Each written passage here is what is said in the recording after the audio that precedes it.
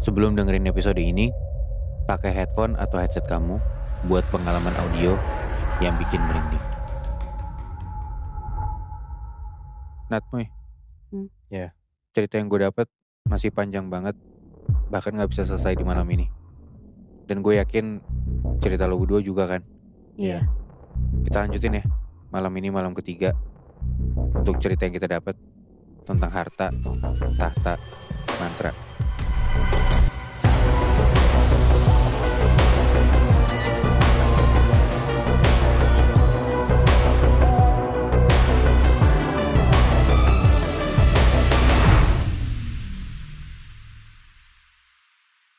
Muibi. Ya. Ngomong-ngomong soal kesialan, gue kan udah kenal kalian lama nih. Gue tahu bagus jeleknya kalian lah. Tapi yang paling gue notice dari kita bertiga, kita tuh bukan tipe orang yang sembrono. Kayak apapun itu.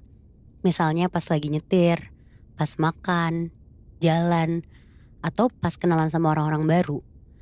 Dengan bersikap kayak gitu kan sebenarnya kita ngejaga diri sebaik mungkin dari hal-hal buruk yang bisa terjadi ya. Nah, pas banget nih, gue nyambungin sama ceritanya Lia. Dimana ketika seseorang tuh udah make sure banget hidupnya serba hati-hati, tapi ada orang lain di luar sana yang hidupnya sembrono, penuh kecerobohan, bahkan kejahatan. Rasanya pokoknya susah banget lah buat ikhlasin nasib kayak gitu. Sama aja nih, kayak perasaannya si Lia. Dimana dia tuh gak sudi banget, yang kakaknya tuh super baik, tapi tiba-tiba kena pengaruh, bahkan jadi penumbalan dari seseorang yang sebenarnya jauh dari dia, yaitu karyawan sama CEO gitu. Coba dibayangin deh, keluarga konglomerat dan keluarga menengah yatim piatu kayak Nabil sama Lia, bener-bener jauh banget kan. Jadi betapa kesialan itu tuh mengubah hidup seseorang seenaknya dan segampang itu. Oke, gue lanjutin lagi ya cerita kemarin. Jadi terakhir, Lia sama Tisha tuh buru-buru masuk mobil, abis jadi saksi matanya si Mas Burhan yang lompat ke waduk itu. Walaupun yang ngajak buat ngejar Nabil dan Vivi itu Tisha, tapi di momen ini si kisah Tisha tuh bener-bener kena banget. Lia bener-bener bisa ngeliat jelas gimana si Tisha itu tuh matanya gak berhenti melotot sama nafasnya tuh berat. Di momen ini, Lia sama Tisha tuh sama-sama tahu mereka tuh udah masuk ke dalam lingkaran praktek-praktek gaib. Di situ pilihannya cuma dua.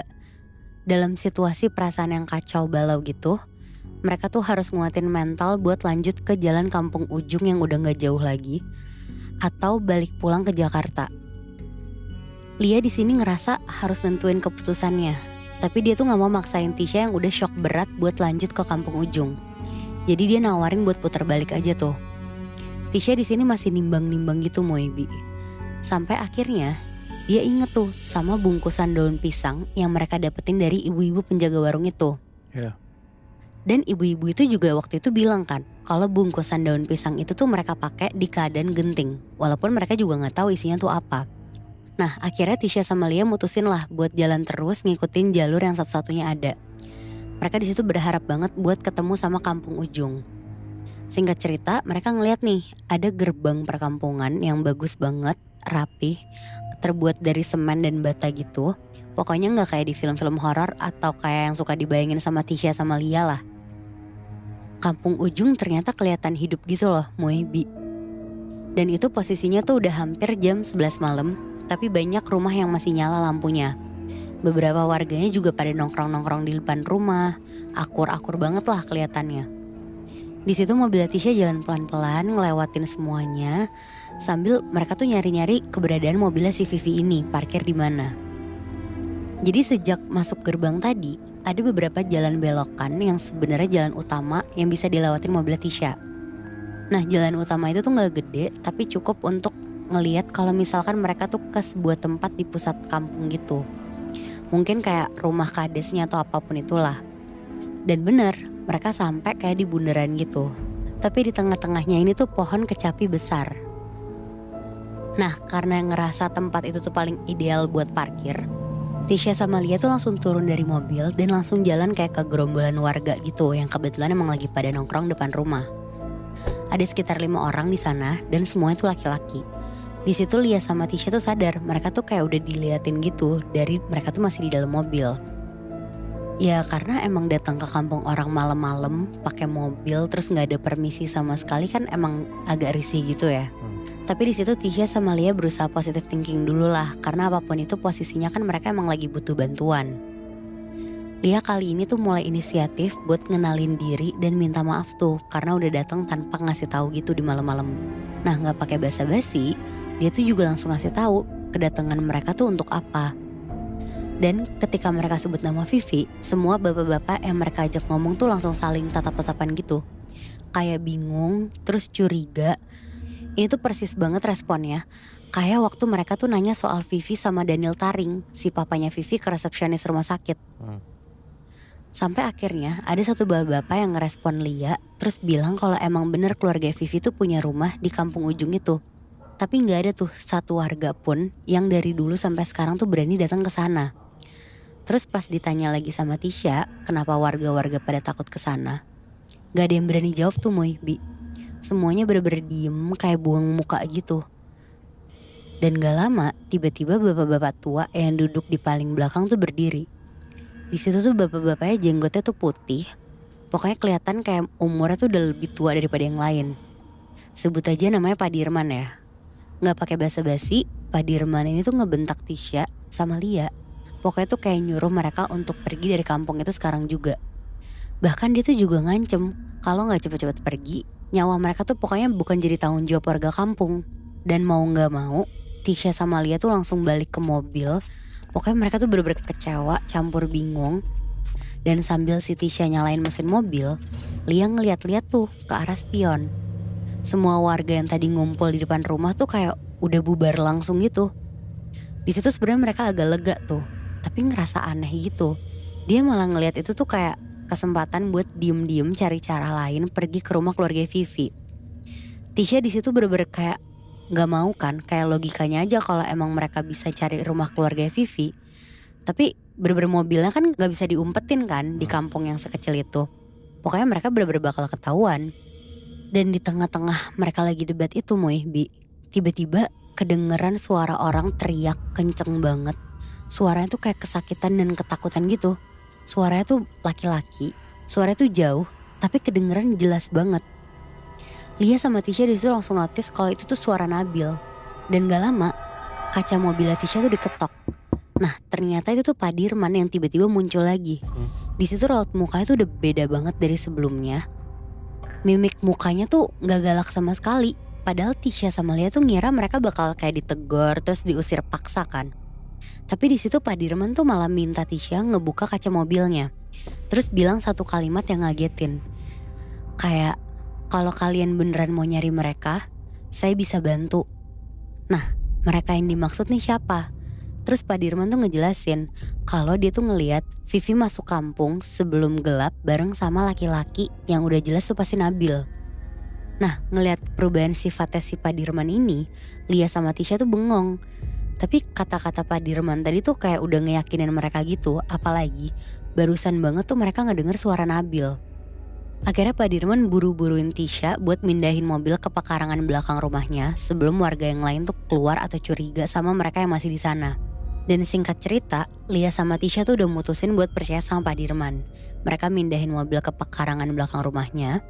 Dan ada satu kejadian yang gue inget banget pas gue diceritain ini, dimana si Tisha sama Lia tuh mau masuk ke rumahnya Pak Dirman. Jadi di dalam rumahnya Pak Dirman ini ada banyak benda-benda klinik di dalam rumahnya. Dan entah karena kepercayaan gaib atau emang sekedar tradisinya aja, Tisha sama Lia ini bener-bener di depan pintu rumah ngeliatin rumahnya banget. Pak Dirman tuh minta Tisha sama Lia buat gak takut apa-apa sama yang mereka lihat di dalam rumah. Pokoknya apapun yang terjadi, satu-satunya tempat aman itu ya di rumahnya Pak Dirman doang. Dan gak lama akhirnya pas Pak Dirman buka pintu, Lia sama Tisha tuh bener-bener langsung shock banget ngelihat apa yang ada di ruangan pertama dari pintu belakang rumah itu. Jadi ruangan itu tuh semacam pawon gitu. Ruang yang kebuka di belakang yang biasa buat masak atau kadang juga ada beberapa untuk nyimpen barang bahkan termasuk sumur. Nah di pawon rumahnya Pak Dirman itu ada 2 batu nisan kuburan yang posisinya berjejeran gitu. Dan kuburannya itu tuh bukan kayak kuburan biasa. Jadi di atas kuburan-kuburan itu ada pocongnya. bener-bener di atas gundukan tanahnya. Dan 2 pocong itu tuh kelihatan kotor banget, lusuh banget kain kafannya. Tapi pas diperhatiin lebih lama, Lia yang notice pertama kali kalau kondisi mayat-mayatnya tuh gak busuk atau hancur gitu. Akhirnya Tisha beraniin diri lah buat nanya ke Pak Dirman. Pak, sebenarnya apa sih yang terjadi di rumah ini? Nah, Pak Dirman tuh jawab dengan suaranya tuh lumayan gemeteran. Dia bilang, ketiga pocong itu adalah istri dan anaknya. Dan ini nih yang paling bikin sedih. Alasan terbesar kenapa ketiga orang yang Pak Dirman sayang itu gak dikubur adalah karena mereka korban tumbal. Anjir. Dan tumbalnya Vivi. Hah? Shit. Jadi mereka bertiga itu tuh tumbal keluarganya si Vivi. Dan ngedengar itu, Lia sama Tisha tuh bener-bener merinding banget. Dan gak lama, Tisha sama Lia ini nenangin diri di ruang tamunya Pak Dirman. Ini situasinya udah lewat tengah malam, udaranya tuh kayak dingin banget dan lebih kayak nusuk ke tulang gitu. Walaupun udah ngerasa aman, Lia sama Tisha tuh tetap gak bisa berhenti mikir sama ritual pesugihan yang makan tumbal warga kampung ujung itu sendiri. Dan gak lama, Pak Dirman tuh keluar dari kamarnya sambil ngebawa bingkai foto yang nunjukin dia sama istri dan anak-anaknya. Dan Pak Dirman tuh cerita kalau keluarga Vivi tuh emang udah turun-temurun ngelakuin pesugihan demi ngelancarin bisnis sama kekuasaan perusahaan mereka. Tapi yang bikin dilematis adalah lewat kekuasaan dan kekayaan itu, keluarganya si Vivi, terutama bapaknya yang sekarang namanya Daniel Taring itu, justru tuh punya banget jasa buat kampung ujung ini. Pak Dirman nih ngasih gambaran Moibi seberapa berpengaruhnya modal-modal yang dipunya sama keluarganya Vivi. Mulai dari bangunan desa, fasilitas umum, jalan aspal, sampai yang lebih krusial-krusial kayak tempat ibadah, sekolah atau yayasan. Itu tuh semuanya dari keluarganya Vivi. Jadi setelah ngasih pengakuan itu, Pak Dirman tuh tiba-tiba jadi lebih serius lagi. Dia mulai ngebahas istri sama anak-anaknya yang ada satu malam tuh didatengin sama Vivi dan Daniel Taring. Ini kejadiannya tuh udah sekitar 5 bulan sebelum kematian mereka. Pas banget waktu Pak Dirman lagi kerja jadi supir truk antar kota gitu Moebi. Jadi dia gak tahu tuh persis gimana detail obrolan istrinya sama si Vivi dan Daniel Taring itu. Pak Dirman cuma diceritain ulang sama mendiang istrinya dan masih banyak gak ngertinya sampai sekarang. Jadi menurut yang dipahamin sama si Pak Dirman, Daniel Taring itu emang secara rutin ngedatengin kampung-kampung buat ngasih bantuan. Termasuk kampung ujung itu. Tapi kayak yang kalian tahu, setiap berkah yang didapat itu selalu ada bayarannya. Pokoknya bener-bener selalu ada pengorbanannya. Dan berselang beberapa minggu setelah Daniel Taring ngedatengin itu, mendiang istrinya Pak Dirman sama anaknya tuh mulai sakit-sakitan. Dan anehnya itu, penyakit mereka tuh semuanya sama persis. Padahal kalau dilihat secara usianya, ibu sama anak kan beda jauh ya pasti. Tapi keluhan, terus timeline penyakitnya itu tuh bener-bener sama persis. Dari vertigo berkepanjangan sampai muntah-muntah. Dan keadaannya tuh terus memburuk sampai di titik Pak Dirman tahu kalau istri sama anaknya tuh gak akan ketolong lagi. Dan bener aja tuh di satu malam, di saat yang bersamaan, mereka tuh kejang-kejang berbusa sampai meninggal di kamar masing-masing. Pokoknya di situ Pak Dirman tuh terpukul banget. Dan dari kematian itu, pertanyaannya, jadi apa benar anak dan istrinya tuh ditumbalin? Dan setelah istrinya dan anaknya meninggal, Pak Dirman tuh masih gak terima. Dia gak bisa kerja lagi jadi supir dan mutusin buat nyari tahu penyebabnya. Karena juga dokter gak ada yang bisa jelasin tuh penyebab penyakit istrinya dan anak-anaknya.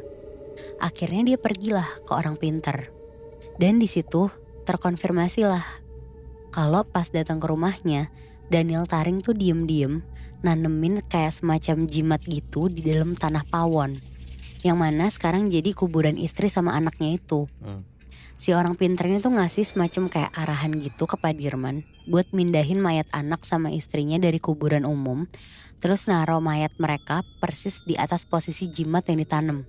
Dan mayatnya tuh gak boleh dikebumikan, benar-benar harus di atas tanah. Jadi makanya kenapa tadi pocong itu tuh di atas tanahnya itu. Awalnya Pak Dirman tuh di situ bingung. Tapi si orang pinternya tuh bilang, selama praktek pesugihannya keluarga Daniel Taring masih berlanjut, roh semua korban tumbalnya tuh bakal kesiksa kalau dikebumikan jauh dari jimat tumbalnya. Nah itulah yang bikin Pak Dirman tuh naruh pocongnya tuh di atas itu. Iya. Dan sampai kapan bakal kayak gitu nggak ada yang tahu Moy Bi. Kedatangan si Lia sama Tisha di situ tuh seakan-akan jadi kayak angin seger gitulah buat Pak Dirman buat ngelakuin sesuatu ke keluarganya Vivi sama Daniel Taring. Di sisi lain si Pak Dirman ini tuh curiga sama warga kampung yang udah bersekongkol sama si Daniel Taring ini. Jadi sekarang makin logis kan kenapa Pak Dirman diem-diem mau bantu Lia sama Tisha. Dan ngedengar cerita itu, si Lia tuh makin takut itu tuh terjadi sama Nabil. Ditambah lagi, sebelum ini kan beberapa kali Vivi tuh datang ke kontrakan mereka kan. Bisa jadi itu tuh upaya juga buat nanemin jimat yang gak tahu di mana posisinya. Nah keadaan yang makin genting ini tuh ngebuat Tisha, Lia sama Pak Dirman harus mikirin semacam strategi sambil kayak nuker info gitulah. Bahkan Pak Dirman tuh juga kaget dan baru tahu dari Lia kalau ternyata Daniel Taring sekarang tuh lagi koma di rumah sakit. Dan jelas suspek utamanya tuh Vivi, dia soalnya penerusnya kan. Terus tujuan mereka tuh sekarang udah solid banget lah ngeberhentiin praktek pesugihan keluarga Vivi dan Daniel Taring. Sebelum ada korban selanjutnya yang bisa jadi adalah si Nabil. Oke, berarti sebenarnya perjalanan buat ngelawan si Daniel Taring itu sekarang gak cuma berdua ya Nat ya? Iya. Udah dibantu sama warga lokal si Pak Dirman itu ya? Betul, karena kan si Pak Dirman juga keluarganya kena kan. Iya. Pantes banget sih Pak Dirman nih pengen bantu keluarganya yang ya udah meninggal ya. Cuman udah meninggal bukan arwahnya tenang tapi disiksa sampai kapanpun yang kita nggak tahu. Itu Iya. gila banget sih. Jadi kayak nyangkut karena jimatnya itu ya? Iya.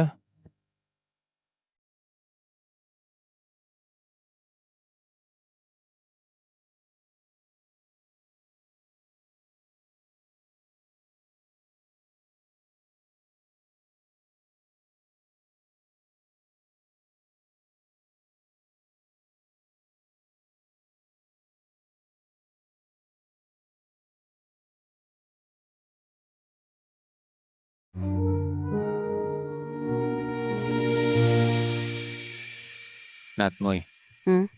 Masih inget kan cerita gue tentang Bagas yang bapaknya tuh benar-benar kelewatan pengen banget jadi satu kepala daerah di wilayah mereka. Dan ingat juga kan terakhir cerita gue tentang kebakaran aneh yang kejadian di rukonya Bagas. Iya. Kebakarannya tuh cuman kejadian di dalam, cuman dari luar gak kelihatan kayak ada kebakaran. Mungkin kedengarannya emang gak logis ya. Nisa pun awalnya juga gak percaya pas diceritain. Sampai akhirnya Nisa ini ngeliat, ditunjukin gitu, foto bukti yang selama ini disimpan sama Bagas di kejadian itu. Di foto itu katanya beneran kelihatan jelas bekas kebakarannya tuh kayak gimana. Sebagian angus jadi abu. Tapi di beberapa titik tuh gak kebakar. Nah, di beberapa sudut tembok yang gak kena api itu, anehnya semua ngebentuk kayak badan seseorang, Nat, Moy. Tapi ukurannya random. Ada yang kecil gak beraturan, ada yang gede banget ngelebihin lemari.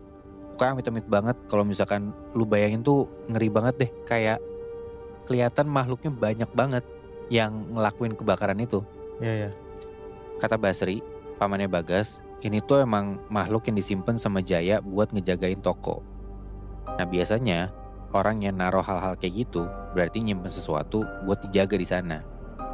Nah gara-gara informasi dari pamannya ini, detik itu juga sebelum Bagas ninggalin ruko, Bagas nyoba buat ngebongkar beberapa bagian di sudut-sudut itu. Dan benar aja, di situ udah banyak lembaran-lembaran tulisan Arab gundul, kayak yang gak jelas gitu bacaan sama artinya apa. Terus ada beberapa petik kecil di situ. Bagas buka, lu tau gak isinya apa? Apa? Isinya tuh mirip sama yang selama ini dikubur tim ses bapaknya di pinggir jalan. Ada beberapa foto paslon lain, nama anggota keluarganya, bahkan sampai alamat-alamatnya. Jadi kayak ya ini adalah salah satu ritual yang dilakuin sama bapaknya juga. Iya. Fix ini Bagas semakin yakin kalau proses pencalonan bapaknya tuh emang pakai hal-hal mistis. Dan semua ini sumbernya dari Puang. Puang yang bantuin bapaknya Bagas ini. Beberapa hari Bagas cuma dibantu sama Basri buat ngeberesin sekaligus ngebersihin tokonya di hari setelah kebakaran. Gak tahu kenapa, Nani, nyokapnya Bagas, pas lihat Basri dateng itu padahal kakak kandungnya sendiri. Justru langsung pergi ninggalin mereka, kayak risih gitu ngeliat kakaknya ada di situ. Dan untuk beberapa hari, Nani cuma diem doang, bengong di rumah. sama sekali nggak nyamperin tokonya. Sekali-sekali Bagas coba ngajak ngobrol ibunya, nyoba buat nyabarin ibunya lah. Bagas nyoba ngeliatin dokumen-dokumen aneh yang dia temuin di toko tentang pencalonan bapaknya ini. Cuman ibunya tuh malah diem aja, nggak ngerespon Bagas, nggak kelihatan sedih. Beneran kayak kosong aja pandangannya. Ibunya cuma menjawab dengan satu kalimat yang sama terus. Dia cuma bilang gini, tunggu bapak pulang, tunggu bapak pulang. Gitu-gitu mulu dari pagi sampai malam. Bahkan setiap Bagas nanya apapun yang gak berhubungan sama kejadian kebakaran tadi, ibunya tetap jawab kayak gitu. Akhirnya yang ditunggu-tunggu datang juga tuh. Jaya pulang setelah beberapa hari pergi kampanye. Gak ngecek kondisi tokonya dulu, gak pakai ngucap salam, dia langsung masuk rumah marah-marah. Jaya, si bapaknya Bagas ini, langsung nyamperin Bagas, nampar mukanya Bagas, terus nyengkram bajunya. Bagas bingung dong, kenapa tiba-tiba digituin sama bapaknya kan? Belum sempet dia ngomong, Jaya langsung bilang, ngebentak, ini semua salah kamu. Jadi anak kok gak tahu diuntung. Katanya gitu. Di situ ada ibu sama ada adiknya Bagas padahal. Tapi pas kejadian Bagas ditampar itu, ibunya tuh bengong aja, cuek. Si Putri malah ngetawain Bagas, ngetawain kakaknya sambil nunjuk-nunjuk gitu. Kayak, ih kasihan banget tuh diomelin bapak gua sampai ditampar-tampar gitu. Aneh kan? Jadi Bagas kayak cuman sendirian di antara bokap, nyokap sama adiknya. Dan di situ Bagas ngebela diri dong. Dia coba tanya detail tentang apa yang selama ini dia temuin terkait paslon lain. Wah, gara-gara anak yang ngebangkang kayak gitu ya dari point of view-nya si Jaya, Jaya makin membabi buta tuh. Mukulin Bagas detik itu juga dan ngatain Bagas so tau lah, so mau tau lah, pokoknya banyak lah. Jujur Bagas makin gak respect sama bapaknya gara-gara kejadian itu. Dan setelah hari itu, Bagas dikurung di kamarnya, gak boleh keluar-keluar. Buat makan pun, dia tuh gak dikasih keluar ke ruang makan. Jadi kayak makanannya tuh dianterin ke kamarnya Bagas sama ibunya. Pokoknya beberapa hari dia itu dikurung, Bagas tuh sadar kalau hampir tiap tengah malam pasti ada tamu yang datang Moy. Pas coba diintip, kayak Bagas ngedengerin laut pintu. Itu bukan tim ses bapaknya dari suara-suaranya. Orang-orang asing aja gitu. Ngobrolnya padahal kenceng, kedengeran kayak ada suara, tapi Bagas gak bisa nangkep obrolan mereka tuh apa. Gak tahu kenapa. Kayak seakan-akan Bagas tuh emang gak dibolehin buat tahu gitu loh. Bagas jadi kepikiran lah. Terus apa nih yang abis ini bakal dilakuin sama bokapnya? Ke dia, ke keluarganya, dan buat kampanye si bapaknya ini. Giliran pas udah gak ada orang, Bagas bisa mulai tidur. Tiba-tiba entar si Putri ini ketawa cekikan kenceng banget tengah malam, kayak lagi main gitu. Padahal gak ada siapa-siapa. Si Putri ini cekikan sendiri aja. Atau kalau enggak, setiap beberapa menit abis merem, mulai tuh Bagas ngedenger ada suara lagi. Duk, duk, duk, duk, duk, duk, duk, duk. Suara kepala dibenturin ke lemari. Kayak apa yang pernah dilihat sebelumnya. Bagas sempat ngerasa kalau apa dia selama ini gila ya. Soalnya di keluarganya tuh beneran kayak gak terjadi apa-apa gitu loh setelah si kejadian-kejadian aneh ini. Sampai satu malam, gak tahu ini sengaja atau enggak, biasanya kamarnya Bagas ini dikunci dari luar. Tapi di malam itu, pintu kamar Bagas tuh tiba-tiba gak dikunci. Bagas pelan-pelan ngendap lah buat keluar. Dan ini posisinya udah tengah malam, sekitar jam 1 malam gitu. Cuman bapaknya ini masih nerima tamu Moy. Pas Bagas coba nguping, ternyata setelah sekian lama, Puang dan tim sesnya Jaya akhirnya datang lagi tuh di malam itu. Ternyata bokapnya lagi nerima tamu yang mana ini Puang dan tim sesnya. Setelah sebelum-sebelumnya datang orang asing kan. Inti dari obrolan yang berhasil didengar sama Bagas itu adalah toko kelontongnya ini dibakar sama pihak paslon lawannya Jaya. Nah semua ini kejadian karena mereka tahu Jaya itu lagi nyoba nyerang mereka juga. Jadi kayak saring serang gitulah pakai hal-hal mistis. Nah kenapa dia bisa tahu? Ya karena dia sempat ngeliat Bagas ngintai rumahnya plus nyari tahu tentang sosok paslon lawannya Jaya itu. Jadi Bagas tahu nama-namanya. Terus tahu nggak? Di tengah-tengah ngobrol, tiba-tiba si Puang ini motong pembicaraan. Suasananya jadi sepi tuh. Si Bagas yang tadi nguping ngedenger kayak kok pada diem nih bokap sama teman-temannya. Terus tiba-tiba Bagas ngedenger si Puang ini ngomong agak teriak kenceng gitu. Daripada nguping, Mending sekalian ikut aja ke sini. Anjing deg-degan tuh pas itu. Itu dia. Kaget lah Bagas kan. Anjing gue ketahuan nih kuping. Hah. Nah Bagas yang detik itu juga udah gak bisa kabur. Akhirnya muncul lah dan ikut gabung ke ruang tamu itu. Hah. Malam itu Bagas jujur takut banget. Takut campur penasaran sebenarnya. Apalagi Jaya di situ kayak udah gak mau ngelihat Bagas. Karena kayaknya udah kesel banget sama anaknya sendiri nih. Intinya malam itu Puang cuma nanya ke Bagas. Suara sama bahasanya halus. Tapi ya gak bisa bohong ya. Mukanya tetap ngeri di matanya Bagas. Si Puang ini cuma nanya apa yang sebenarnya Bagas pengen tahu. Nah cuman tiba-tiba Bagas langsung jawab spontan. Saya mau bantu bapak saya buat kampanye. Hah? Ya karena campur kaget, campur juga gak tahu mau jawab apa, yang keluar itu ucapannya. Nah sekarang gantian lah Jaya yang kaget. Ya karena dia ngelihat sebelumnya anaknya kan Gak support gitu gak ya. support dia. Nah sekarang kok tiba-tiba anakku mau bantu gitu. Jadi kaget juga nih si Jaya. Ngedenger si Bagas jawab kayak gitu, Puang nih cuman senyum dan bilang, memang sudah giliran anak laki-lakimu ikut membantu usahamu Jaya. Kayak gitu. Dan Bagas juga gak tahu sebenarnya arti dari omongan Puang malam itu apa. Tapi dia percaya kalau misalkan udah kayak gini nih, dia bisa tahu sebenarnya yang terjadi itu apa. Akhirnya Bagas diikut sertain lah buat proses kampanye ini. Bagas ngide untuk minta tugas-tugas kayak masang baliho, masang poster, apa segala macem. Tapi sama tim ses bapaknya Bagas dilarang. Jadi ya sebenarnya Bagas nggak tahu juga tugasnya itu apa dan rencana kampanye berikutnya tuh yang bakal dilakuin apa. Bagas cuma disuruh nunggu kabar dari Puang. Nah kalau Puang nyuruh, barulah dia boleh ngelakuin tugasnya. Ya. Tapi kalau enggak, Bagas cuma disuruh diem doang di rumah. Jangan inisiatif apapun buat ngebantu, kata gitu. Sampai pada akhirnya, Bagas dapatlah tugas pertama dari Puang. Dadakan nih, tengah malam. Pas dia lagi tidur, tiba-tiba dia dibangunin sama ibunya, si Bagas nih. Di tengah ngantuknya itu, Bagas disuruh nganterin Jaya ke suatu tempat. Bagas gak dikasih tahu kemana tujuannya. Dia cuma disuruh ngikutin arah yang diucapin sama bapaknya. Nah karena ngantuk ya Bagas ya aja tuh nurut. Tapi dia ngeh kalau tempat yang mau dia tuju itu jauh dari rumahnya. Asing lah buat dia. Orang sampai masuk-masuk hutan gitu kayak naik ke area bukit gitulah pokoknya. Iya. Bagas cuma disuruh diem sama lihat ke depan aja. Gak boleh noleh ke kanan atau kiri.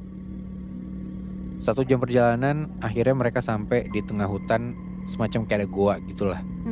Sebelum Jaya turun, Jaya cuma bilang nih ke Bagas, tunggu di sini 30 menit, gak usah turun. Kalau bapak belum keluar, kamu langsung pulang. Kata bapaknya gitu. Udah tuh, Jaya langsung masuk ke dalam goa itu. Ya Bagas kepo dong, dia mau tahu kan, ini sebenarnya kejadiannya apa. Cuman ya dia takut, karena di situ bener-bener gelap dan hutannya pun itu pepohonannya yang rapat serem gitu loh. Jadi ya Bagas ngikutin aja lah sama apa yang disuruh sama bapaknya ini. Hitung-hitung ya dia merem bentar karena masih rada-rada ngantuk juga. Nah cuman pas mau tidur, tiba-tiba dari gua itu kayak ada pantulan cahaya dari obor gitu.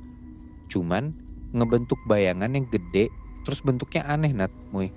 Kayak bekas kebakaran di tokonya gitu loh bentukannya. Bagas langsung melek dong, jadi fokus lagi nih dia. Dan dia ambil HP-nya buat diem-diem ngefoto. Nah cuman pas Bagas udah ngefoto, anehnya nih ya, hasil fotonya itu gelap, gak seterang yang dia lihat langsung. Terus udah berdiri, ternyata banyak banget di depannya Bagas dan sekeliling mobilnya. Kayak lagi merhatiin dia gitu, banyak sosok-sosok kayak bayangan-bayangan gitu. Bagas panik dong, ini belum 30 menit. Akhirnya dia langsung buru-buru pergilah dari tempat itu. Karena di sepanjang jalan berangkat tadi gak boleh lihat kanan kiri, ya Bagas nyasar di hutan, sendirian tengah malam Nat, Muy. Bagas coba buka HP lah, gak ada jaringan juga. Udah deh, dia nyetir ngasal aja, patokannya cuma sumber cahaya pokoknya. Tapi dia sadar kalau jalan yang dilewatin ini itu beda sama pas dia berangkat tadi. Kenapa?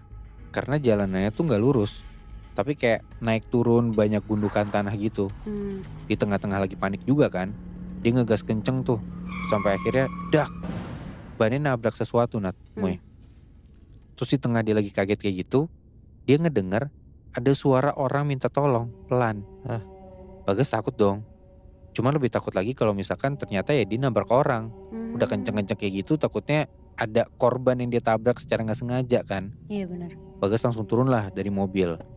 Yang mana padahal dilarang sama bapaknya. Jangan turun dari mobil kan. Iya.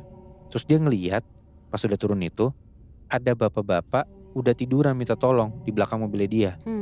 Bagas samperin bapak-bapak itu.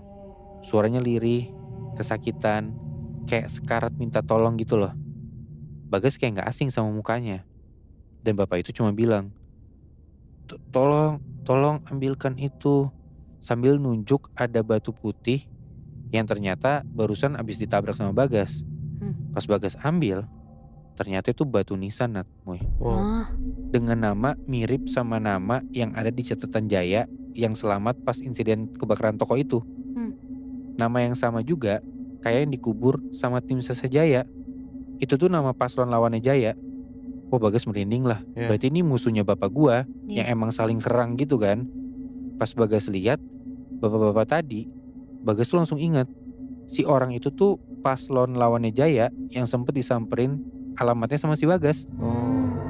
Yang tadinya bapak-bapak ini minta tolong, tiba-tiba bapak-bapak ini ketawa kenceng, Nat, Moy. Matanya tiba-tiba full putih, terus ngeglinding ke samping, kayak nembus rerumputan jauh dari Bagas gitu. Ya Bagas takut dong.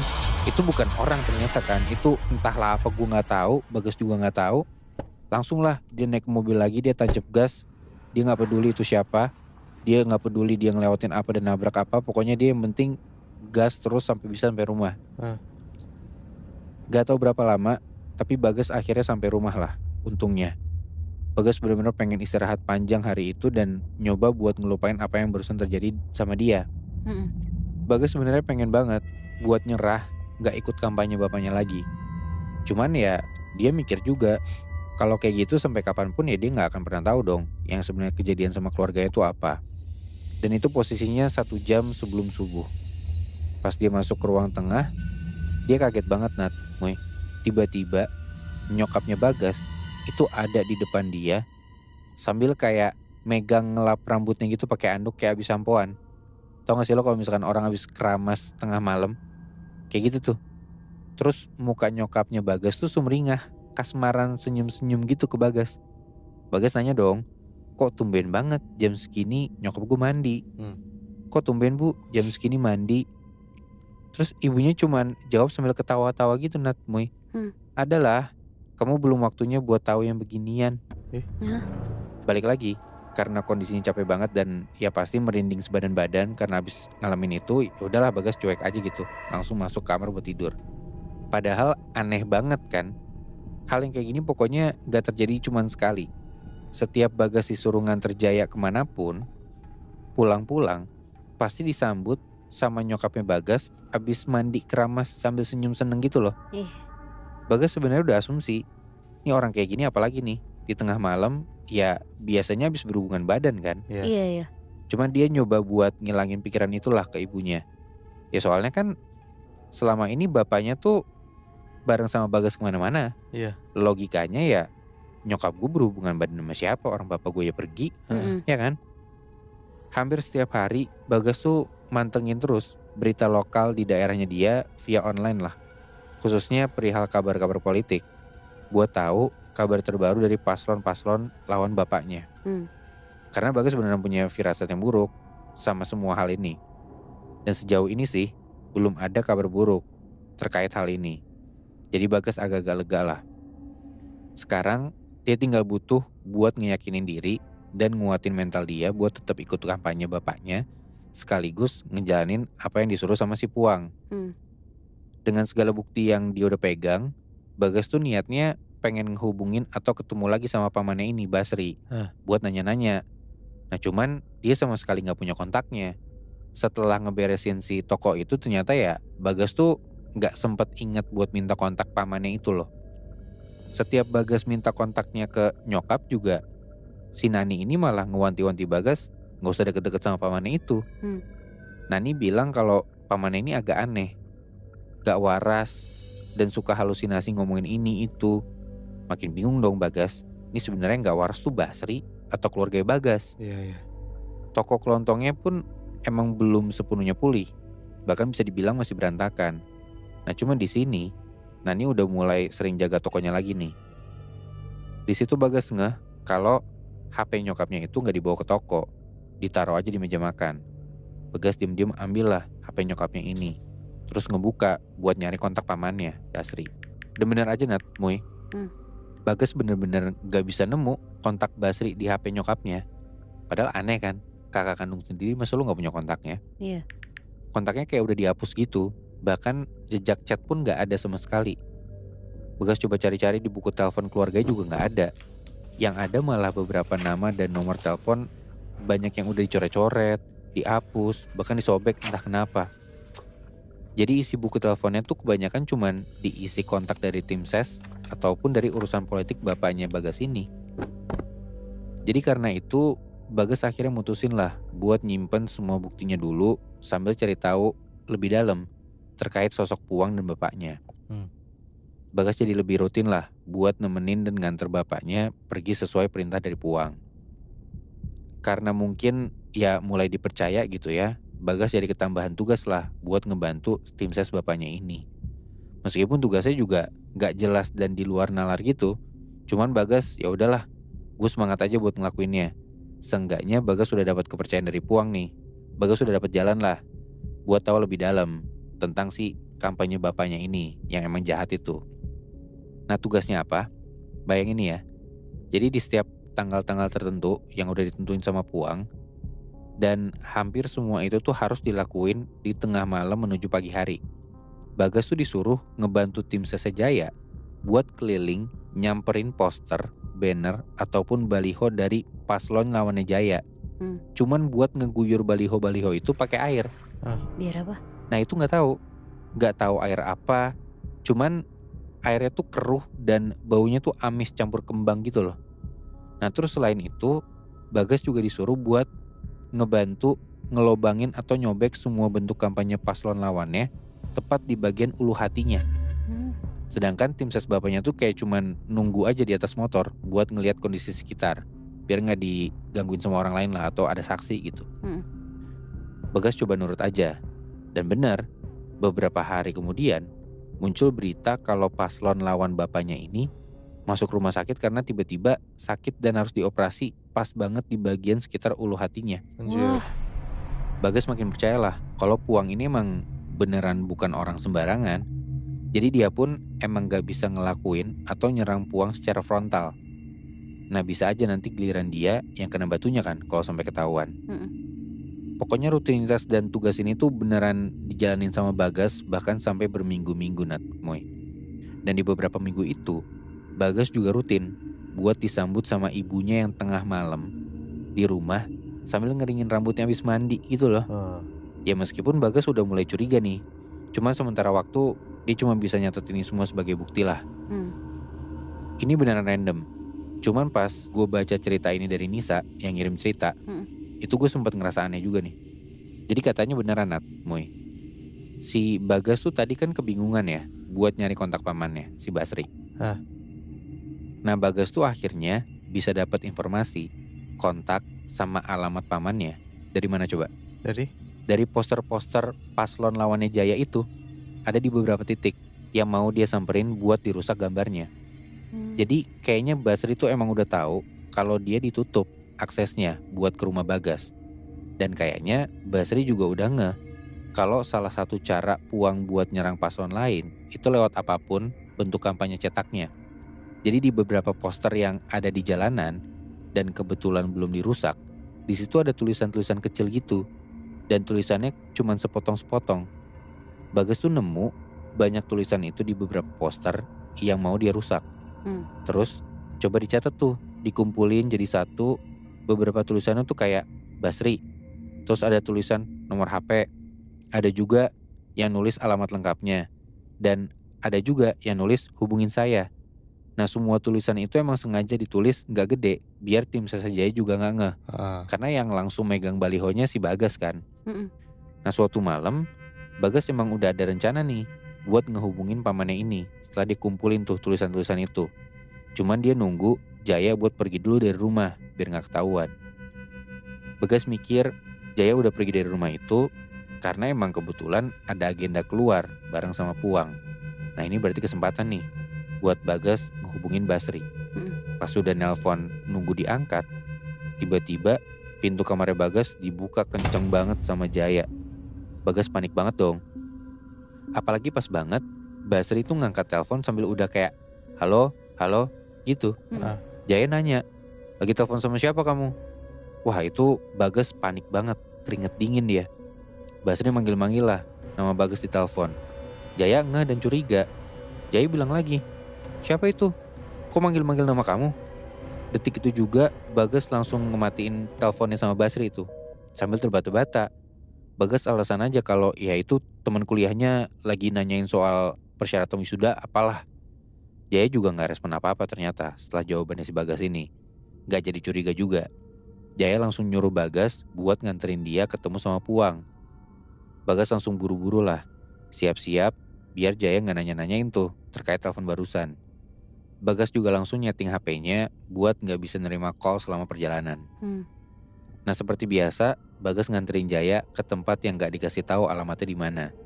Bagas cuma ngikutin aja tuh perintah arah dari bapaknya itu. Akhirnya mereka sampailah di satu warung semacam warung bakso agak gede gitu. Di pinggir jalan, kosong, di sekitarnya kebanyakan hutan dan ladang aja. Nah warungnya tuh gelap kayak gak keurus gitu loh. Bahkan di etalasenya pun juga gak kelihatan kalau ada dagangannya di situ. Parkirannya nggak di depan warung, tapi ketutupan sama warung di belakang. Nah tapi anehnya, pas Bagas ngebawa mobilnya tuh masuk ke belakang, di situ udah ada beberapa mobil mewah yang keparkir. Padahal tadi di depan warung, warungnya kayak kelihatan kosong banget. Pegawainya pun cuma duduk doang bengong. Jadi kayak ya semacam ada hal ditutupin gitu loh. Yeah. Nah perintah dari Jaya malam ini adalah tunggu di mobil, gak usah turun, dan gak boleh pulang. Kalau mau tidur, tidur aja di mobil. Tapi ingat, gak boleh pulang. Kata gitu. Tunggu Jaya selesaiin urusan di dalam dulu. Udah, abis itu Jaya langsung masuk ke dalam warung bakso yang aneh tadi. Beberapa menit atau bahkan hampir sejam ada tuh Bagas nungguin Jaya gak keluar-keluar. Nah karena bosen, gak bisa kemana-mana, terus harus nungguin Jaya selesai urusan, Bagas buka HP lah. Nah terus dia baru inget tuh kalau dia belum ngeaktifin HP-nya lagi buat muncul notif. Dari tadi ya diem aja gitu kan HP-nya. Pas dibuka ternyata udah banyak banget panggilan gak kejawab dari nomornya Basri. Terus karena mungkin gak diangkat-angkat sama Bagas, akhirnya ada chat tuh banyak banget dari si Basri ini. Intinya kalau coba disimpulin sih, Basri tuh nanya gimana kondisinya Bagas sama keluarganya dia. Basri bilang kalau dia tuh aksesnya ditutup sama Jaya dan guru spiritualnya buat datang atau bahkan sesimpel ngehubungin Nani. Bahkan Basri hati-hati banget buat nulis tulisan-tulisan itu di baliho. Untung banget tuh Bagas bisa ngeh dan akhirnya ngehubungin dia. Karena dari kejauhan, Basri tuh merhatiin kalau Bagas ikut bantu-bantu buat ngerusak dan nyiramin baliho-baliho itu. Basri bilang kalau apa yang akan dilakuin sama Jaya itu masih panjang Nat, Moy. Segala macam hal tuh bisa kejadian kapanpun, entah itu baik atau buruk. Dan yang bikin Bagas jadi takut banget, pas baca chat itu, Basri yang bilang kalau Puang itu dukun santet, bukan dukun spiritual. Bukan guru spiritual juga. Jaya udah menumbalkan adikmu, Putri. Bahkan dari awal dia mencalonkan diri, kata Basri gitu. Dan berikutnya adalah Nani, ibumu, akan jadi sasaran berikutnya. Jaya akan menjual Nani kepada para iblis. Kamu harus selamatkan keluargamu secepatnya. Bawa mereka kemari, kata Basri gitu. Badan Bagas langsung gemeteran, dia bingung, dia jadi khawatir dan pengen cepet-cepet balik. Dia takut kan nyokapnya kenapa-napa. Tapi dia gak dibolehin sama bokapnya. Ya karena sebelumnya bokapnya bilang jangan pulang sama sekali kan. Bahkan dari awal pun Puang sempat ngomong buat nurutin kata dia. Jangan inisiatif apapun ngelakuin hal-hal yang dilarang. Baik dilarang sama Puang ataupun sama bapaknya. Tapi karena udah terlanjur takut, Bagas ngelanggar lah perintah itu. Perintah dari bapaknya ini. Dia diam-diam langsung pulang ke rumahnya. Dan lo tahu gak? Pas Bagas sampai di rumahnya, si Putri tuh gak tahu kemana. Gak ada aja di rumah. Padahal udah tengah malam. Terus yang tambah bikin kaget, pas Bagas ngelewatin kamar orang tuanya, dia tuh ngedenger ada suara decit kasur goyang-goyang gitu kenceng. Ditambah suara teriakan ngedesahnya Nani, si ibunya. Hmm. Padahal ya bokapnya lagi nggak ada di situ kan, lagi Iya, nggak ada di iya. rumah. Oh itu asumsinya udah kemana-mana dan ya selama ini ternyata benar. Akhirnya Bagas marah lah. Dia teriak dari luar kamar, dia ngegedor-gedor kamar ibunya. Tapi semakin kenceng suaranya Bagas, semakin kenceng juga teriakan desah ibunya. Hmm. Bagas coba cari barang-barang buat ngerusak gagang pintu kamar orang tuanya ini. Terus gak selang lama, pintu kamar itu bisa kebuka lebar. Pas kebuka, tiba-tiba ada sosok hitam gede di depan Bagas berdiri itu aja. Bahkan Bagas tuh sampai gak bisa lihat mukanya sosok ini kayak gimana saking gedenya. Hmm. Sosok itu kayak ngebawa angin kenceng banget keluar kamar, nabrak Bagas sampai jatuh. Udah habis sosok itu lewat, sosoknya hilang. Ternyata benar kata Basri, Jaya tuh udah ngejual ibunya Bagas ke iblis. Oh gila. Dan selama ini yang berhubungan badan sama ibunya itu ya bukan Jaya, tapi jin-jin yang dimintain pertolongan sama Jaya. Terus tiba-tiba Putri udah berdiri di belakangnya Bagas, yang masih nggak tahu mau ngerespon apa. Putri langsung bilang, kan udah dibilang jangan pulang dulu. Anjing. Anjir. Berarti sebenarnya si Jaya tahu dong kalau istri tuh bersetubuh sama genderuwo anjing. Ya tahu karena emang dia yang ngelakuin itu Mui. Dan istrinya pun rela-rela aja.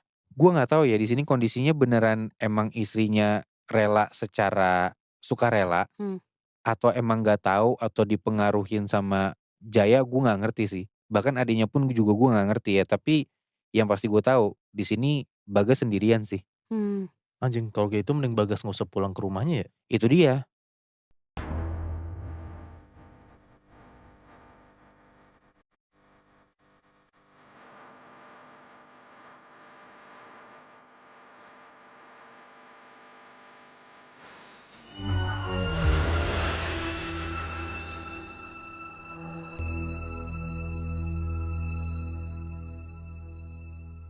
Bihnat. Hmm. Lo inget kan terakhir cerita gue yang pas Sylvie tuh ngintip ruangan ibadah Herman, terus tiba-tiba tuh yang ada di belakang dia si Yekti. Iya ya. Nah gara-gara kejadian itu si Sylvie tuh kepikiran banget lah. Dia tuh jadi parno gitu loh setiap ketemu Yekti. Ditambah kan si Herman gak pernah pulang-pulang kan. Pokoknya mau dari pagi sampai malam, setiap Sylvie keluar kamar tuh terus ada Yekti, sebisa mungkin si Sylvie tuh ngejauh dari Yekti. Tapi anehnya di momen waktu pas si Sylvie itu ngeliat Yekti ketakutan, Yekti tuh malah jadi kayak biasa aja gitu loh dan gak kayak terjadi apa-apa gitu. Bahkan ada momen dimana kayak ada satu momen tuh Yekti ngetok kamar Sylvie buat nganterin makanan. Terus Sylvie tuh kayak ngerespon buang muka gitulah, soalnya si Sylvie tuh takut banget kalau dekat sama Yekti. Nah terus Yekti tuh nanya, ibu tadi malam kenapa? Saya sempat ngeliat ibu tuh kayak lagi duduk ketakutan gitu di ruang tengah. Ibu capek ya? Maaf ya bu, saya semalam tuh baru pulang, habis beli keperluan di desa. Nah momen itu tuh Sylvie kaget banget karena dia yakin yang dia lihat keluar dari tempat ibadah suaminya tuh si Yekti. Tapi Yekti bilang dia malah pergi beli sesuatu buat desa kan. Nah Sylvie tuh niatnya mau langsung kayak ngonfront gitu lah si Yekti. Tapi belum sempat ngomong, Yekti tuh langsung kayak nyodorin minuman anget gitu yang gak tahu nih campurannya apa. Diminum lah nih sama si Sylvie. Nah pas Sylvie lagi minum, bener-bener gak ada angin gak ada hujan, tiba-tiba Yekti tuh ngomong, apa ibu lagi ngisi? Nah ngisi tuh maksudnya hamil ya. Nah Sylvie tuh langsung kayak nyemburi minumannya gitu lah, kaget. Yekti kaget terus minta maaf tuh, ngebersihin lah minumannya si Sylvie. Habis itu Yekti keluar tuh di kamarnya. Nah tapi tiba-tiba gara-gara kejadian itu Sylvie akhirnya mutusin kalau Herman pulang terus mau lanjut pergi lagi buat meeting yang kayak biasa dia lakuin sehari-hari. Sylvie tuh akhirnya pengen ikutan. Intinya kenapa Sylvie mau ikut Herman karena Sylvie tuh takut lah kalau berduaan doang di rumah sama Yekti. Ada momen dimana waktu pas gabut si Sylvie tuh ke kandang ayamnya si Herman buat ngasih makanan tuh ayam-ayamnya. Nah sempat satu sore menuju maghrib gitu, Sylvie tuh ngasih makan tuh ke ayam-ayamnya. Nah pas dia nyamperin kandangnya, ayamnya tuh udah kayak kosong semua gitu Bihnat, gak tahu kemana. Dicarilah sama Sylvie nih keliling pekarangannya, nyamperin ayam-ayamnya gitu kan. Sampai akhirnya Dia nemuin satu persatu ayamnya Herman, kepencar gitu. Nah arahnya itu ke arah hutan belakang rumahnya si Herman. Sylvie ngikutin terus ayam-ayamnya, sampai di ujung hutan, akhirnya tiba-tiba dia ketemu sama cewek. Ceweknya tuh asing banget. Sylvie tuh belum pernah ngeliat sama sekali lah bentuk orang ini gitu. Bentukan cewek ini tuh kayak putih pucet, kurus, mukanya tuh kayak flat aja. Hmm. Tapi pakaian si cewek ini nih bener-bener ala-ala kayak pegawai negeri gitu lah. Hmm. Dan pakai kayak atribut lengkap gitu. Nah kalau nggak salah Sylvie, nama si cewek ini Nurul. Sylvie nanya nih ke cewek ini, "Mbak ngapain mbak maghrib-maghrib di tengah hutan?" Nah si cewek itu cuma diem doang. Terus tiba-tiba dia jongkok. Terus kayak ngelus-ngelus ayam-ayam yang ada di dekatnya dia. Sylvie nanya lagi lah, "Mbak nyari ayam? Kebetulan suami saya tuh yang punya kandang di sana." Nah pas si Sylvie ngomong kayak gitu, tiba-tiba si sosok cewek ini tuh kayak motong pembicaraan Sylvie. Dia bilang kayak, "Shh, saya lagi cari ayam yang bulu sama darahnya hitam." Abis ngomong kayak gitu, tiba-tiba si sosok cewek tuh kayak ketawa melengking gitu Bihnat. Nah Sylvie bingung lah kayak tiba-tiba kenapa kayak gitu kan. Ditanya lagi sama Sylvie, "Mbak maaf mbak, kayaknya gak ada deh mbak yang ayam kayak gitu, apakah ayam cemani?" Ditanya gitu. Nah terus si cewek ini ngejawab kayak gini, "Ada ayamnya, kamu aja gak tahu, kau masih banyak gak taunya." Nah makin bingung lah Sylvie, karena dia udah makin gelap juga nih momennya. Sylvie akhirnya kayak ngajak si cewek ini buat kayak mampir ke rumahnya lah, karena kan udah mau maghrib kan. Tiba-tiba si cewek ini tuh langsung kayak berubah gitu tingkahnya. Yang tadi ngomong sendiri dan ngomong lirih gitu, sekarang si sosok cewek itu langsung kayak teriak-teriak kesetaran gitu pas ngeliat si Sylvie. Nah Sylvie panik dong, langsung lah tuh dia langsung lari dari hutan itu buat balik ke rumahnya. Nah pas lagi lari ke rumahnya itu, si teriakan cewek ini nih bener-bener terngiang-ngiang banget, bahkan sampai ke bawah mimpi si Sylvie. Pas tidur, Sylvie pun tuh masih kayak tetap mimpiin teriakan-teriakan si cewek ini gitu. Kebangun lah si Sylvie kan. Nah pas di malam itu si Sylvie kebangun, gak lama dia tuh denger tiba-tiba ada kayak suara orang nyanyi gitu Bihnat. Pas didengerin lebih dalam lagi sama si Sylvie tuh denger si suara cewek orang nyanyi ini nih kayak tembang Jawa tapi liriknya pakai bahasa Sunda. Sylvie takut lah, dimanggil-manggil kan Herman gak nyaut, Yekti gak nyaut. Akhirnya Sylvie turun dari kasur, pelan-pelan dibukalah kamarnya. Dia jalan ngendap-ngendap tuh biar gak ketahuan. Dia ngikutin terus sumber suaranya, dan ternyata sumber suara orang nyanyi itu asalnya dari dapur. Nah dapur rumah Herman itu ada di ujung belakang. Karena selama ini Sylvie tuh gak boleh masak, jadi tuh dia baru pertama kali tuh masuk ke daerah dapur situ. Bentuk dapurnya tuh kayak gak kurus gitu Bihnat. Bahan masakannya juga seadanya, alatnya dikit banget, bau apek, bau tikus gitu.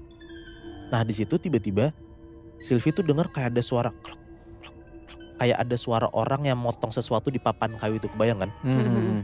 Nah pas Sylvie samper ternyata dia tuh ngeliat kayak ada orang lagi berdiri ngebelakangin Sylvie. Tapi si cewek ini tuh kayak asing gitu lah di mata Sylvie. Pas dilihat lebih jelas lagi, ternyata yang dilihat sama Sylvie itu Nurul. Sosok cewek yang dia lihat di hutan pas maghrib-maghrib tadi. Nah ngeliat kayak gitu Sylvie deg-degan lah. Dia cobalah ngomong kayak, "Mbak yang di hutan ya? Mbak ngapain di rumah saya? Siapa yang suruh masuk mbak?" Ditanya kayak gitu, si Nurul tuh kayak diem aja masih ngelanjutin motongnya tuh. Pelan-pelan Sylvie ngedeketin, terus Sylvie tuh berusaha buat kayak narik pundaknya si cewek ini biar ngebalikin badan gitu. Nah pas ditarik ke belakang Bihnat, ternyata Sylvie tuh bisa ngeliat jelas banget kalau sosok si Nurul ini lagi motong, tapi motong jarinya sendiri. Ya ampun. Ngeliat kayak gitu, ya Sylvie kaget lah. Ditambah lagi, pas si Nurul itu ngebalikin badannya, dia ngeliat jelas banget leher si Nurul ini nih bener-bener kayak udah kesayat gede banget, dan dari sayatan lehernya itu tuh keluar darah banyak banget. Sylvie teriak kencang banget dan dia langsung lari lah tuh, ngehindari dari dapur itu. Sylvie lari ketakutan, pelan-pelan setiap langkahnya Sylvie tuh dia ngerasa kayak, kok dia kayak nginjek air. Nah pas dia nengok ke bawah, nundukin palanya ke bawah gitu, dia ngeliat ternyata satu lantai rumahnya dia tuh udah full banjir, tapi banjir darah. Dan pas dilihat ternyata banjir darahnya itu ngalirnya dari ruangan ibadahnya Herman itu. Takutlah Sylvie kan, keluarlah dia dari rumah. Pas dia keluar rumah, ternyata dia ngeliat Herman. Langsung lah tuh dia meluk suaminya nangis ketakutan. Dan Herman tuh coba nenangin si Sylvie. Herman nanya kayak, kenapa kok tiba-tiba istrinya ketakutan gitu. Dijawablah sama Sylvie, diceritain lah semuanya. Herman kaget dong. kok bisa-bisa Yekti tuh gak ngelarang Sylvie buat masuk ke dapur. Dengar kayak gitu, Herman tuh langsung masuk ke rumah lah dan nganterin Sylvie buat istirahat. Hmm. Nah pas Sylvie itu masuk ke rumahnya, anehnya tuh si Sylvie tuh gak ngeliat sama sekali ada darah basah yang kental gitu loh Bihnat. Tadinya kan dia ngeliat sebelum dia keluar rumah dia tuh kan banjir darah gitu kan. Terus pas dia masuk rumah tuh tiba-tiba darahnya udah kering aja gitu, udah kayak lantai biasa. Pas Sylvie udah masuk ke kamar, pintu ditutup sama Herman langsung marah-marah tuh ke Yekti. Si Sylvie tuh denger lah dari kamarnya gitu. Yekti tuh dimarahin kayak gak becus ngurusin Sylvie segala macem gitu. Si Sylvie ternyata denger Herman itu tuh marahin Yekti bukan karena dia gak becus ngurusin Sylvie. Tapi ternyata dapur, spot yang disamperin sama Sylvie tadi itu adalah satu spot yang ternyata banyak banget rahasianya. Nah Herman tuh marahnya kayak gitu tuh ke Yekti. Udah beres marahin Yekti, akhirnya Herman masuklah ke kamar buat tenangin Sylvie. Kayak biasa tuh, setiap Herman pulang ke rumah pasti kan kayak ngasih hadiah banyak banget kan, kayak perhiasan, uang segala macam gitu. Iya. Nah di situ Sylvie seneng banget tuh ngeliatnya. Terus tiba-tiba semua tuh berubah pas Herman tuh ngomong lagi satu hal yang mirip banget ke Yekti.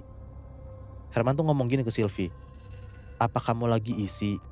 Soalnya kata Yekti, akhir-akhir ini tuh kamu sering kecapean dan halusinasi. Nah Sylvie yang coba nenangin diri kayak gitu langsung marah lah. Karena tiba-tiba kok bisa-bisanya suaminya ngomong ke Sylvie kalau dia tuh halusinasi gitu kan. Padahal kan selama ini Sylvie sama Yekti tuh di rumah berdua doang, gak ada Herman sama sekali. Iya. Sylvie marah besar ke Herman, sampai akhirnya pas perdebatan itu tuh mengarah ke Sylvie bilang lah kalau setiap Herman mau pergi, Sylvie tuh harus ikutan. Debat, akhirnya Herman ngeyain lah tuh kemauan si Sylvie. Udah tuh buat beberapa hari ke depan Herman gak pergi kemana-mana. Kesibukan sehari-harinya tuh cuma ngasih makan ayam, sibuk teleponan kesana kemari gak tau ngomongin apa. Dan sesekali Sylvie tuh ngeliat kalau Herman tuh masuk kandang paling ujung, kandang yang gak boleh dimasukin sama Sylvie. Nah beberapa kali pun juga Sylvie nanya ke Herman, kok tumben gak keluar kota? Herman jawabnya kayak gak ada klien, atau lagi gak enak badan, pokoknya kayak ngelak gitu lah.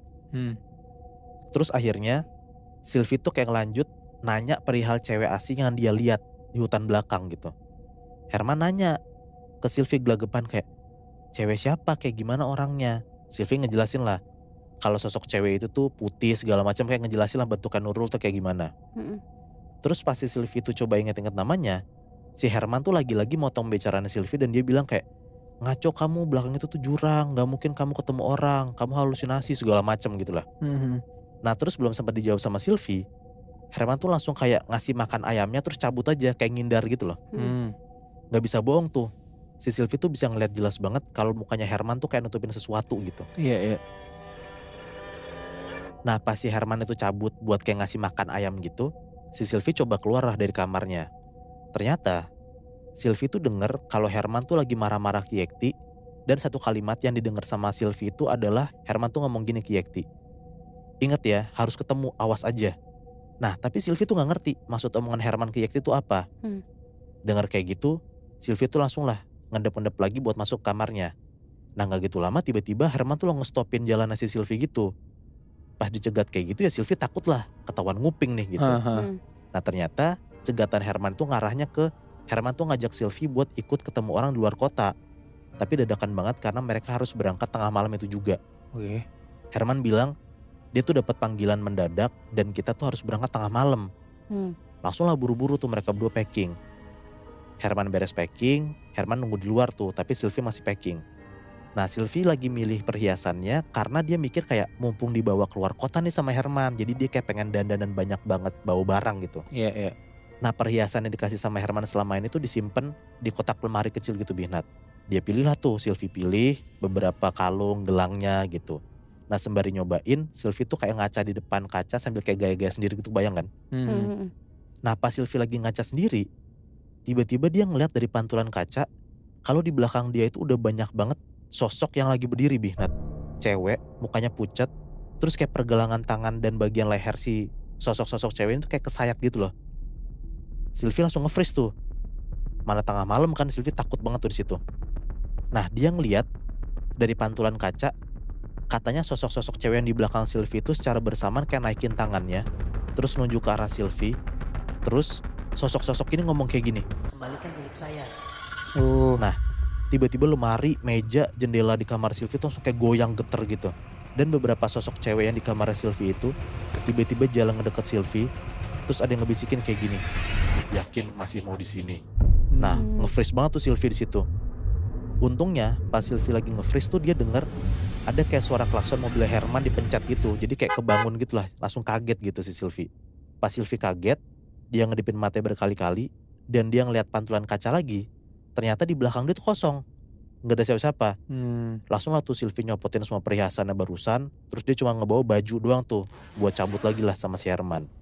Pas keluar pun juga Herman nanya kayak kenapa Sylvie ngos-ngosan, nggak dijawab tuh sama Sylvie karena dia masih syok kan. Ya udahlah, akhirnya mereka masuk mobil dan mereka cabut tuh tengah malam. Di mobil sepanjang perjalanan giliran Sylvie tuh yang diem aja. Herman coba ngajak ngobrol, sesekali dia juga nanya Sylvie maunya ngapain, kenapa gitu. Tapi si Sylvie diem aja. Nah bahkan pas Herman cerita juga dia tuh mau ketemu investor kandang ayamnya segala macem, si Sylvie pun juga ngefokus. Karena dia tuh masih mikirin yang kejadian barusan di kamarnya itu. Nah awalnya Herman tuh bawa mobilnya pelan-pelan karena ngelewatin hutan gitu. Nah tapi pas udah masuk ke desa, tiba-tiba mobilnya Herman tuh digas kenceng banget. Nah Sylvie tuh mikir aneh banget. Karena harusnya pas masuk desa, ya harusnya mobilnya ditancepnya pelan-pelan dong. Kenapa tiba-tiba Herman ngebut gitu. Karena ada rumah warga kan, harusnya pelan-pelan itu. Dan bahkan pas tengah malam itu tuh ada beberapa bapak-bapak yang lagi ronda gitu, dikebutin aja tuh sama si Herman. Sylvie cobalah nenangin Herman biar gak ngebut-ngebutan gitu. Di sepanjang jalan desa itu, Sylvie ngeliat kalau orang-orang tuh ngeliat ke arah mobilnya Herman sambil kayak baca-baca doa gitu. Terus tiba-tiba Sylvie sama Herman tuh dengar ada kayak suara bruk gitu. Sylvie ngeliat lah di sekitar mobilnya. Ternyata Sylvie ngeliat orang-orang desa itu tuh kayak lagi ngejar mobilnya sambil kayak ngelemparin tanah gitu. Sylvie tambah gak tenang lah, teriak-teriak Herman kayak, udah kenapa apa yang terjadi gitu. Nah Herman tuh cuma bilang kayak, gak seharusnya mereka ngeliat kita. Langsung tuh Herman ngebut banget sampai bahkan dia tuh mau nabrak orang-orang gitu. Dia ngebut banget sampai akhirnya ngelewatin lah tuh. Udah beres lewatin pedesaan itu, dan akhirnya Herman tuh kayak coba santai lagi bawa mobilnya. Sebenarnya Sylvie tuh takut banget di momen itu Bihnat. Cuman karena Sylvie juga takut tanya ke Herman, akhirnya Sylvie diem aja lah. Singkat cerita, akhirnya Sylvie tuh mutusin buat tidur aja karena perjalanan ke tempat mereka tuh masih jauh. Ternyata mereka tuh mau ngarahin ke Bogor lah. Masih beberapa jam lagi juga. Jadi Bihnat, hari itu tuh Sylvie intinya beneran ikut Herman ketemu sama beberapa orang yang sempat Herman bilang bakalan jadi investornya si peternakan ayam ini. Tapi mereka tuh ketemuannya kayak di tempat ala-ala rest area gitu, sepi. Terus juga menu makanannya basic banget lah. Dan si Sylvie tuh juga ngeliat kayak ada sosok koleganya tuh cewek, cantik gitu, ramah, terus kayak nunjukin perhiasan yang dipakai gitu lah. Jadi intinya si Sylvie tuh bisa ngeliat kalau kolega-koleganya si Herman tuh orang-orang kaya. Oke. Pertemuannya tuh juga berjalan cepat banget, cuman sekitar 1-2 jam doang. Dan si Sylvie tuh emang coba kepikiran buat ngajakin Herman jalan-jalan, gak cuman meeting doang gitu. Nah awalnya pas diajak kayak gitu Herman tuh nolak, karena berbagai alasan lah. Tapi karena Sylvie ngerayu-ngerayu ngerengek-rengek, akhirnya Herman mau tuh jalan-jalan lah setelah meeting ini. Udahlah akhirnya sambil nunggu Herman beres makan karena bosen, Sylvie coba tuh jalan-jalan keliling rest area itu. Nah di sini tuh akhirnya setelah sekian lama Bihnat, Sylvie tuh ketemu sama sepupunya itu yang kirim cerita ke email kita ini nih. Dari awal kan gue belum sempat ngenalin si orang yang ngirimin cerita ini kan, si sepupunya Sylvie ini kan. Nah sekarang gue sebutin namanya, sebut aja namanya Vira ya. Nah jadi yang sempat tadi gue bilang juga, di sini tuh momen pertama akhirnya Vira tuh sama Sylvie ketemu. Vira tuh kaget juga kok tiba-tiba ketemu sama Sylvie di tempat yang emang jauh banget dari rumahnya Sylvie. Nah si Vira langsung lah nyamperin Sylvie, meluk gitu. Dan ternyata pas si Vira tuh meluk Sylvie, katanya Sylvie tuh kayak malah risih gitu Bihnat. Si Vira bilang dong kayak, ini teh Sylvie kan, aku nih Vira, anaknya Ua bla bla bla gitu. Pokoknya disebutin lah salah satu bibinya gitu. Nah Sylvie tuh di situ kayak ngelihat Vira tuh sinis gitu. Terus Sylvie cuma jawab kayak, Ua siapa gitu. Vira coba ngeyakinin tetehnya lah kalau aku tuh anaknya Ua ini, pokoknya dijelasin segala macam. Sampai akhirnya si Vira tuh coba narik tangannya Sylvie. Nah pas Vira lagi narik tangannya Sylvie, Herman tuh langsung datang dan marah-marah gitu katanya Bihnat. Vira kaget banget lah sama perlakuan Herman. Vira nyolot lah di situ. Tapi di sini tuh Sylvie malah marah balik ke Vira. Sylvie bilang kalau ini suami dia dan wajar kalau misalnya suaminya tuh marah ke orang asing. Di situ tuh Vira tuh marahnya setengah mati dan bingung karena dia bingung kok tiba-tiba Sylvie tuh nganggep Vira tuh orang asing padahal kan saudaranya sendiri kan. Hmm. Udahlah setelah perdebatan panjang si Vira, Sylvie sama Herman. Di situ tuh Herman langsung bawa Sylvie pergi ke mobil. Dan di mobil tuh Herman tuh marah-marah banget untuk pertama kali ke Sylvie. Emosinya pun bahkan kayak Herman ke Yekti gitu.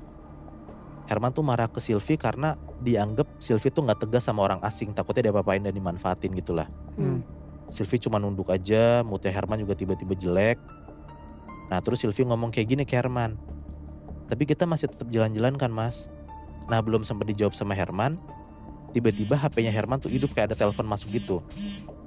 Nah ini sebenarnya gak tahu tuh si Sylvie tuh Herman jawab siapa.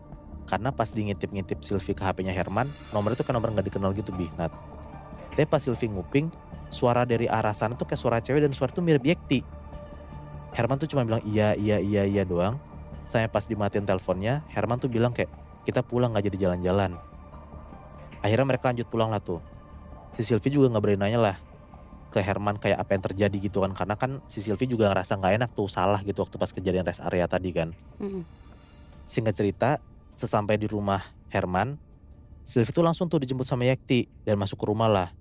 Nah pas Sylvie dijemput sama Yekti masuk ke rumah, si Herman tuh langsung tanpa basa-basi langsung masuk tuh ke kandang-kandangnya dia itu. Sylvie tuh cuma diem di kasur aja semalaman sambil nutup kuping karena ayam-ayam di kandangnya Herman tuh kayak berisik banget gitu. Sampai pas tengah malam, Herman akhirnya masuk kamar buat tidur dan kayak badannya Herman tuh kayak keringetan banget gitulah capek. Pas Herman tidur di sebelah Sylvie tuh nyium kayak bau anjir darah gitu Bihnat. Sylvie nanya lah ke Herman kayak barusan ngapain. Herman cuma jawab dia tuh habis motong-motong ayam karena ada pesanan. Nah abis dijawab kayak gitu, Herman tuh langsung kayak ngebalikin badannya biar gak tatap-tatapan sama Sylvie gitu di kasur.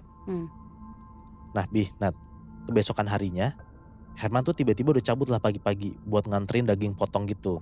Nah jadi di rumah tuh tinggal Sylvie doang. Dan tumben banget Yekti tuh gak ada di rumah. Jadi kayak momennya pas banget lah nih. Karena sendirian di rumah, si Sylvie tuh jadi kayak pengen keliling rumahnya gitu loh buat maksimalin spot-spot yang belum pernah datengin sebelumnya. Dia keliling-keliling rumahnya sampai akhirnya dia tuh berhenti di tempat cuci baju sekaligus jemuran di bagian belakang rumah. Sylvie tuh berhenti karena dia ngeliat kayak ada yang aneh di tumpukan cucian gitu. Dia ingat ini tuh kemeja yang dipakai sama Herman kemarin. Tapi ada beberapa titik-titik bercak darah gitu di bajunya Herman ini. Nah pas coba dicium, baunya pun juga persis kayak baunya Herman, kayak bau darah gitu loh. Yang pas malam dia cium gitu. Itu kan kemeja, pasti kan ada kayak kantongnya gitu kan. Sylvie cobalah tuh geledah kayak saku-saku di kemejanya si Herman. Terus Sylvie ngeliat kayak ada foto 3x4 gitu. Dan foto tuh cewek Bihnat. Dilihat dengan jelas kayak Sylvie tuh merhatiin ini tuh foto siapa. Dan pas dia ngeliat, dia tuh yakin banget kalau foto yang ada di sakunya si Herman itu tuh fotonya si Nurul. Dan pas dia balikin fotonya ke belakang juga, ternyata ada tulisan juga tuh Nurul gitu. Nah pas fokus ngeliatin fotonya untuk kedua kalinya, tiba-tiba dari arah bak tinggi gitu, dari depan Sylvie, muncul kayak sosok cewek gitu Binat. Badannya tuh kayak full darah gitu. Dan pas Sylvie ngeliat jelas banget, dari arah bak tinggi itu tuh muncul sosok cewek dan itu tuh Nurul. Wow. Nurul tuh bilang kayak gini, setelah ini giliranmu. Anjir. Aduh gila mampus banget sih kalau jadi Sylvie ya. Aku takut banget lagi anjing. Asli makanya dia kan apalagi gak tahu si Nurul tuh siapa kan Bi. Tiba-tiba dia bisa ngeliat jelas banget kalau ada sosok cewek dan dia gak tahu tuh Nurul tuh maksudnya ada apa gitu sama suaminya kan. Penasaran banget sih gue sama kelanjutan cerita lu Moy. Lu juga Nat. Kita lanjut di malam berikutnya ya. Boleh. Oke. Selanjutnya di Scary Things Special, Harta, Tahta, Mantra. Dia ketakutan, dia gemeteran, dan pas banget baru mau balas chat Herman, tiba-tiba dia tuh denger pintu kamar mandi tuh kebuka, dan si Sylvie tuh ngeliat jelas banget Bihnat, yang keluar kamar mandi tuh bukan Herman, tapi sosok gede banget, saking gedenya leher sama kepala tuh harus nunduk ke bawah gitu karena kena langit-langit kamar mandi gitu loh. Kulitnya hitam, sekujur badannya hitam semua, kayak warna ayam cemani. Terus di beberapa lubang badannya tuh kayak ngalir air gitu, tapi bukan air mandi, tapi ternyata tuh air hitam yang nguncur, bentuknya kayak darah gitu, bau banget amis. Sylvie teriak kenceng banget, terus si sosok itu tuh malah ikutan teriak, kayak teriakin Sylvie balik gitu. Pokoknya tuh chaos banget tadi hari itu. Sylvie gak peduli lagi sama barang-barangnya, dia pengen selamat. Akhirnya Sylvie langsung cabut buat nyari pertolongan tuh di desa.